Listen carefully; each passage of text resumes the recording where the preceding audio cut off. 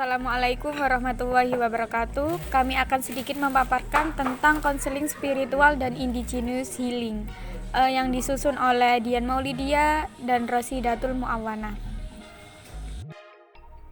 Munculnya istilah spiritual konseling tidaklah terjadi begitu saja, melainkan melalui suatu evolusi yang cukup panjang dalam mendiskusikannya. Tetapi yang perlu diketahui bahwa konsep ini mulai terjadi tren dalam karya-karya ilmiah sejak tahun 90-an.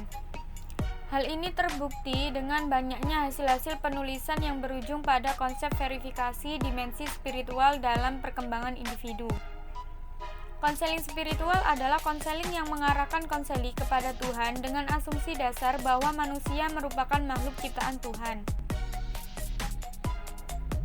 Dengan kata lain, bahwa konseling spiritual adalah pengembangan keterampilan interpersonal konselor untuk membantu individu dalam mengungkapkan berbagai respon diri baik secara fisik, emosi, dan spiritual secara menyeluruh, agar konseli mampu menemukan dirinya kembali melalui berbagai respon tersebut ke arah diri yang lebih luhur. Memang pada dasarnya seorang konselor melalui pendekatan psikoterapi dia dapat lebih berusaha memahami kondisi konseli pada tingkat yang lebih dalam dari diri konseli, mulai dari berpikir dan merasa. Namun demikian, dengan konseling spiritual, dia dapat lebih berfokus pada pengembangan interpersonal skill dalam rangka mengungkap respon diri konseli, baik secara fisik, emosi, dan spiritual secara menyeluruh, dengan tujuan agar konseli dapat menemukan kembali dirinya pada tingkat yang lebih tinggi. Selanjutnya yaitu indigenous healing. Indigenous healing adalah metode dan proses mendapatkan kembali kesehatan khusus untuk budaya tertentu. Praksis konseling spiritual sebenarnya merupakan wujud dari indigenous psikologi dan indigenous healing.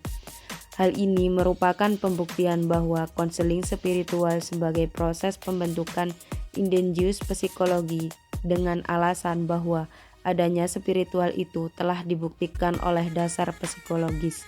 Dan selanjutnya konseling spiritual sebagai proses terapi healing atau bantuan diri. Pendekatan dalam indigenous psikologi. Yang pertama yaitu ada pemahaman psikologi bukan dari pemahaman tradisi budaya. Yang kedua, bukan bersifat artifisial, yaitu bantuan. Yang ketiga, perilaku yang bisa dipahami dan diinterpretasikan.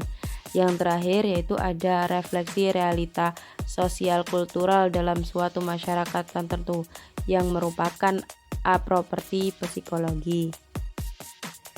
Mungkin cukup sekian penjelasan dari kelompok kami, kurang lebihnya kami mohon maaf yang sebesar-besarnya. Wallahul muwaffiq ila aqwamit thoriq. Wassalamualaikum warahmatullahi wabarakatuh.